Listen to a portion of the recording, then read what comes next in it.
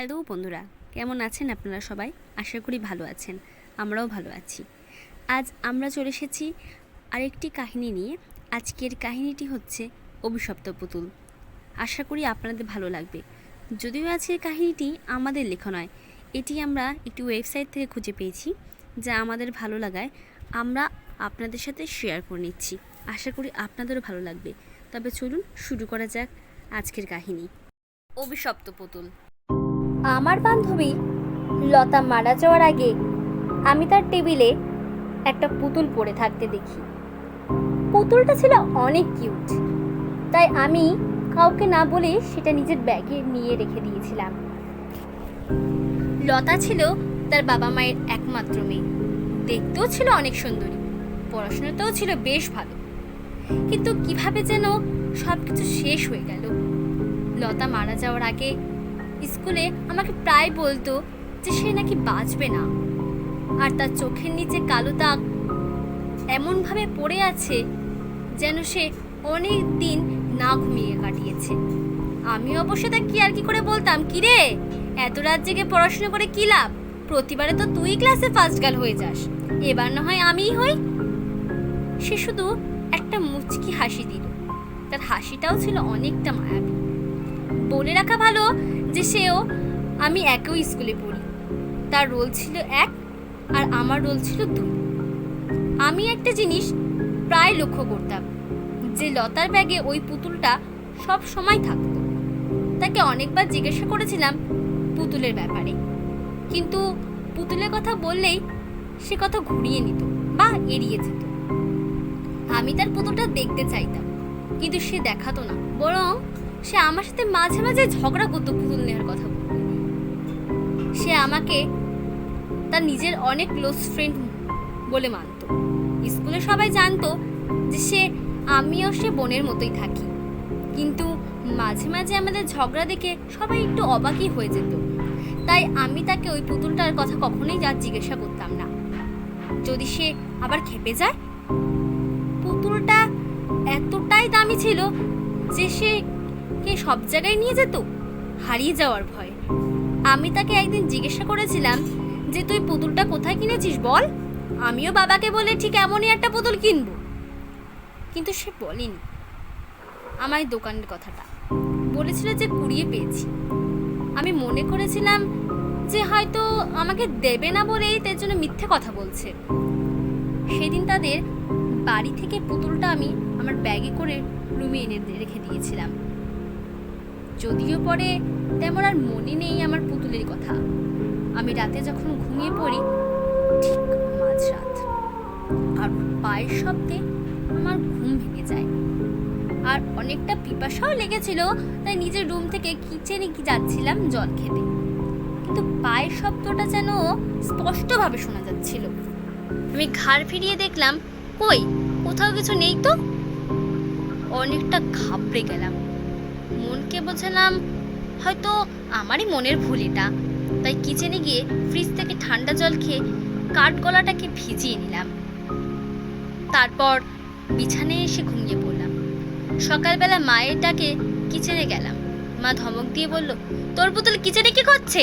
তুই কি পুতুল কিচেনে রেখেছিলি? আমি কই, আমি তো তেমন কিছুই মনে করতে পারছি না। আমি তো পুতুলটা আলমারির উপর রেখেছিলাম।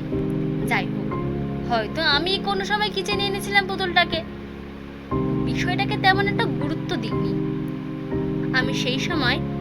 আজকে সকালটা বেশ ঝলমলে, সূর্যটাও দেখছি আজকে একটু তাড়াতাড়ি উঠেছে। এদিকে আমার প্রাইভেটেরও সময় হয়ে যাচ্ছে, কি আর করার। হঠাৎ লতার কথা মনে পড়ে গেল। ইস, সে থাকলে কতই না মজা হতো রোজ স্কুলে যাওয়ার পথে। পাশের গলির মোড়ে কাকুর দোকান থেকে ফুচকা খেয়ে তারপর স্কুলে যেতাম। মনটা নিমিষেই বিষণ্ণতায় পড়ে গেল।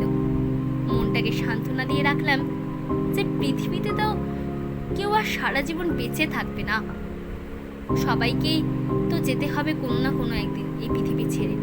লতা না হয় একটু তাড়াতাড়ি চলে গেল। এসব ভাবতে ভাবতে প্রাইভেটে চলে আসলাম। প্রাইভেটে স্কুল শেষ করে চলে আসলাম বাড়িতে। বাড়িতে আসার পথে পরে লতাদের বাড়ি। লতার মা আমাকে দেখে মুখ চেপে কান্না করতে করতে চলে গেল ঘরের ভিতরে। মনে হলো হাজারো ব্যথা মনে নিয়ে আছেন তিনি। আমিও ঘরে চলে আসলাম, কারণ একটু পরেই সন্ধ্যা নেমে আসবে। ঘরে এসে পড়তে বসে পড়লাম, আর পড়া শেষ করতে করতেই বেজে গেল রাত প্রায় 12টা।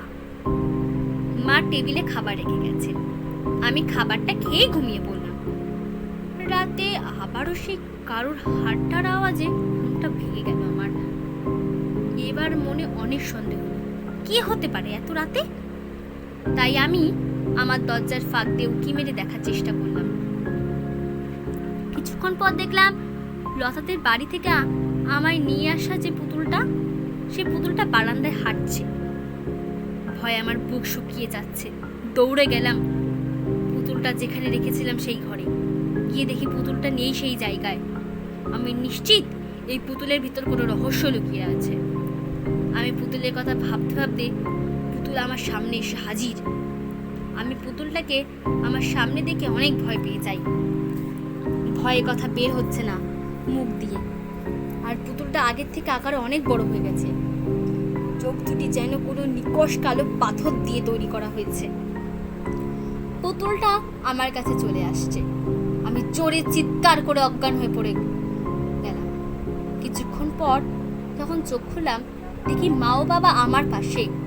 মা বলল যে তোর রুম থেকে জোরে চিৎকার শুনে তাড়াতাড়ি তোর বাবা আর আমি চলে আসলাম দেখতে তোকে। আর এসে দেখে তুই ফ্লোরে পড়ে আছিস। কি হয়েছে মা? কোনো খারাপ স্বপ্ন দেখেছিস মনে হয়? আমি মনে মনে ভাবলাম, মাকে যদি সব সত্যি কথা বলি হয়তো অনেক চিন্তা করবে। তাই বিষয়টা এখন আড়াল করে রাখলাম। আর মাকে ভুলভাল বুঝিয়ে ওনার রুমে যেতে বললাম। কিন্তু মা সে রাতে আর রুমে গেল না। বাবা ও মা আমি একই রুমে ঘুমালাম। পরদিন সকাল হতেই আমি পুতুলটাকে অনেক দূরে ফেলে দিয়ে আসলাম। আর মনে মনে ভাবলাম, যাক বাবা, বাঁচা গেল এই অলৌকিক পুতুলের হাত থেকে। সেদিন আর সেই পুতুল নিয়ে ভাবলাম না কিছু। এভাবে বেশ কয়েকটা দিন কেটে গেল। আমিও আগের মতো চলতে থাকলাম। কিন্তু হঠাৎ একদিন রুমে এসে দেখি সেই পুতুলটাকে কে যেন আমার রুমে এনে রেখে দিয়ে গেছে। আমি মাকে জিজ্ঞাসা করলাম যে পুতুলটাকে কে রেখে দিয়ে গেছে মা আমার রুমে। মা উল্টো আমাকে ছাড়ি দিয়ে বলল, নিজের পুতুল নিজে রাখছিস হয়তো, নাকি পুতুল নিজে নিজে হেঁটে হেঁটে আমাদের বাড়িতে চলে আসছে নাকি। মায়ের কথা সেদিন এই রাতের কথা মনে পড়ে গেল। আমার অজান্তে শরীরটা একবার শিহরিত হয়ে উঠল। আমি মায়ের সাথে কথা না বলেই পুতুলটাকে আবার ময়লার বালতিতে ফেলে দিয়ে আসলাম। একটু পরে একটা গাড়ি এসে ময়লার বালতিটা নিয়ে গেল। আমি বললাম, যাক, আপদটা তবে এবার বিদেয় হয়েছে। কিন্তু আমার জানা ছিল না যে ওই পুতুলটা আমার জীবনটাকে পুরো শেষ করে দেবে। এভাবে দিনটা শেষ হয়ে আসলো। বিকেলে গেছিলাম এক জায়গায় ঘুরতে। বাড়ি এসে দেখি পুতুলটা আবার আমার বিছানায়। আমি এবার অনেক ভয় পেয়ে যাই। কিন্তু ভয়ের কথা মা বাবাকে বলা যাবে না। কি করব কিছুই বুঝতে না পেরে একটা ভাইকে ফোন করে দিলাম। যদিও সে আমার অনেক দুঃসম্পর্কের মাসির ছেলে, কিন্তু সে আবার নাকি আমাকে পছন্দ করে। যদিও তাকে তেমন পাত্তা দিই না, আমি তাকে ফোনে সব কথা খুলে বললাম। কিন্তু আমার জানা ছিল না যে সে একটা ভিতরটি। আমার কথা শুনে সে একদমই বলে দিল যে সে নাকি পারবে না। আর সাথে এটাও বলল যে আমি তার কি হই যে সে আমাকে সাহায্য করবে। আমি কি করবো না ভেবে তাকে বললাম যে ভাই, আমি তোমাকে পছন্দ করি। বিশ্বাস করবেন না যে পাল্টি খেয়ে 1 সেকেন্ডও সময় লাগলো না। সে বলল, আচ্ছা, আমি কালকে তোদের বাড়িতে যাব। মা বাবার জন্য কিছু পিঠে বানিয়েছি, সেটাই নিয়ে যাব। তখন দেখব কি করা যায়। আমিও তার অপেক্ষায় থাকলাম। তারপরের দিন সে আসলো। আমাকে দেখে তো যেন হাতে চাঁদ পেয়েছেন মনে হয়। যেই পুতুলের কথা আমি বললাম অমনি বেলুনের মতো চুপসে গেল। তারপর অনেক ভাবলো আর তার কোনো জানি ফ্রেন্ডকে ফোন করে দিল আর বললো যে পুতুলটাকে নিয়ে কি করা যায়। তার ফ্রেন্ড নাকি বললো যে পুতুলটাকে একটা তান্ত্রিককে দেখানো ভালো। কিন্তু আমি তান্ত্রিকের কাছে যাব কিভাবে? আমাকে তো বাড়ি থেকে বের করে করে দিতে হবে। ভাই একটা প্ল্যান করল, আমাকে বলল মাকে বলতে যে মাসিদের বাড়িতে যাওয়ার কথা। আমিও সেই কথাই চলবে। পরবর্তীতে কি ঘটলো জানার জন্য আমাদের চ্যানেল দিভিয়াস ক্রিয়েশন চ্যানেলটিতে চোখ রাখুন। আশা করি আপনাদের ভালো লেগেছে। যদি ভালো লেগে থাকে তবে অবশ্যই লাইক, কমেন্ট, শেয়ার এবং সাবস্ক্রাইব করতে ভুলবেন না। তবে আসি, আজকের মতো টাটা।